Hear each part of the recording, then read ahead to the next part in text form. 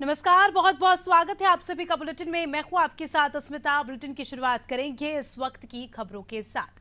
देहरादून में मुख्य सचिव राधा रतूड़ी ने चारधाम यात्रा की समीक्षा बैठक ली। इस दौरान उन्होंने फेक न्यूज के जरिए चारधाम यात्रा को बदनाम करने वालों पर कड़ी कार्रवाई करने के निर्देश दिए।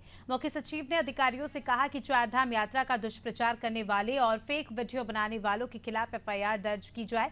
वहीं उन्होंने बिना रजिस्ट्रेशन की बसों और गाड़ियों को तत्काल रोकने और वापस भेजने के भी निर्देश दिए।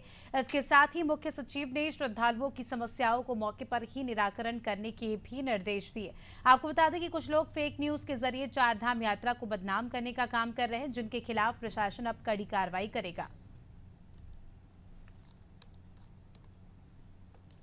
तो चारधाम यात्रा की शुरुआत 10 मई से हो चुकी है और ऐसे में बड़ी संख्या में श्रद्धालु वहां पर पहुंच रहे हैं।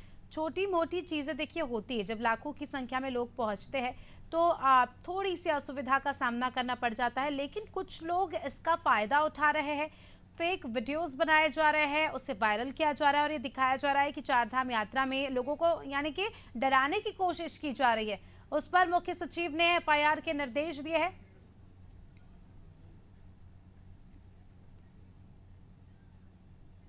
तो राधा रतूड़ी ने यहाँ पर कहा है कि जो भी इस तरह के फेक वीडियो वायरल कर रहा है उनके खिलाफ हम कार्रवाई करेंगे और जल्द से जल्द एक्शन लेंगे।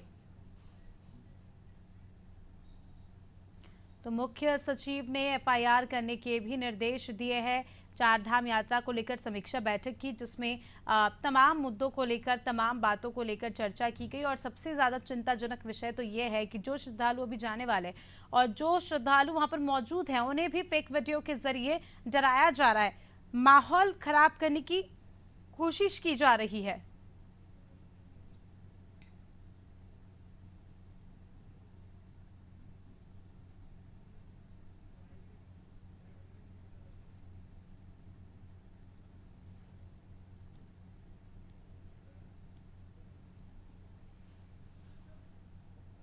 तो मुख्य सचिव राधा रतूड़ी ने बड़े एक्शन लेने की बात कही है।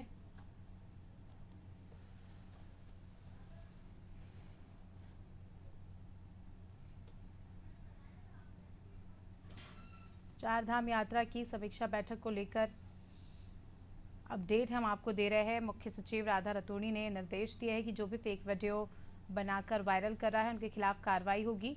ज्यादा जानकारी ले लेते हैं, हमारे सहयोगी सोनू हमारे साथ इस खबर पर जुड़ चुके हैं।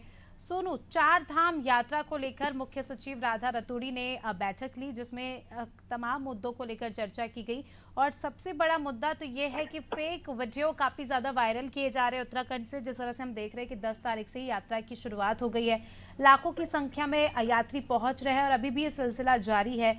लेकिन कुछ लोग हैं जो फेक वीडियोस बनाकर वायरल कर रहे हैं, दहशत का माहौल पैदा कर रहे हैं, श्रद्धालुओं को डरा रहे हैं।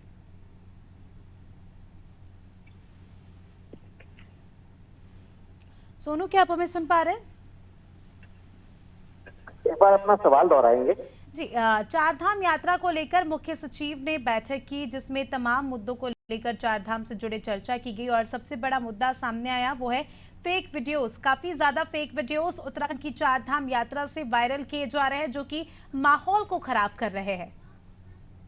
देखिए, राज्य सरकार जो चारधाम यात्रा है इसके प्रति काफी गंभीर है और यही वजह है कि सरकार का जो संकल्प है कि जितने भी यात्री बड़ी तादाद में उत्तराखंड पहुंच रहे हैं, ये सब जितने भी यात्री हैं इनकी यात्रा सुगम हो, सुरक्षित यात्रा हो और इसके लिए तमाम अलग अलग जो अधिकारी हैं उनको जिम्मेदारी सौंपी गई है।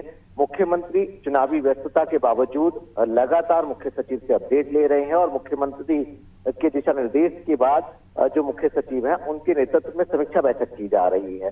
तो लगातार सरकार की तरफ से कोशिश की जा रही है कि जो यात्रा का संचालन शुरू हुआ है ये बिना किसी विघ्न बाधा के आगे तक चलता रहे, क्योंकि जिस तरह से यात्रियों की संख्या में बेतहाशा बढ़ोतरी हो रही है और जिस तरह से संसाधन है, क्योंकि विषम भौगोलिक परिस्थिति और मंदिर परिसर जो है उनमें भी एक समय में एक सीमित संख्या में ही श्रद्धालु दर्शन कर पाएंगे। तो कहीं ना कहीं व्यवस्थाओं को बेहतर करने के उद्देश्य से और जिस तरह से तमाम वीडियोस जो हैं वो सोशल मीडिया पर वायरल किए जा रहे हैं, अब इसको लेकर उत्तराखंड शासन और ज्यादा गंभीर हो गया। और साफ तौर पर दो टुक उत्तराखंड की मुख्य सचिव ने संबंधित विभाग के अधिकारियों को ये दिशा निर्देश दिए हैं कि जो भी कोई इस तरह की फेक न्यूज प्रसारित करता है किसी भी प्लेटफॉर्म पर, तो उस पर तत्काल मुकदमा दर्ज किया जाए। और इसके साथ साथ जो भी व्यवस्थाएं हैं ज्यादा से ज्यादा बेहतर हो सकती हैं, चाहे वो स्वास्थ्य संबंधित व्यवस्थाएं हो, चाहे वो यात्री को ठहराने की व्यवस्थाएं हो, चाहे वो रजिस्ट्रेशन की बात हो। कुछ इस तरीके की जानकारी भी शासन के संज्ञान में आई थी कि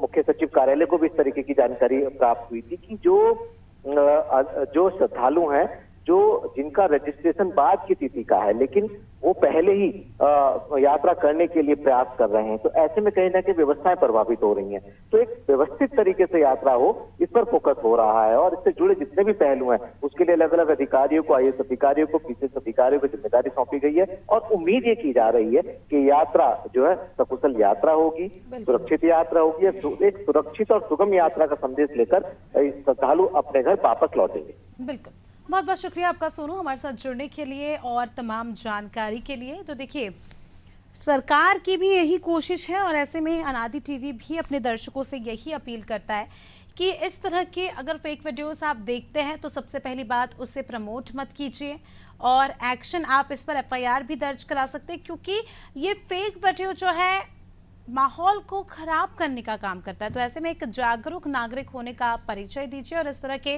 फेक वीडियोस से खासकर प्रभावित ना होइए।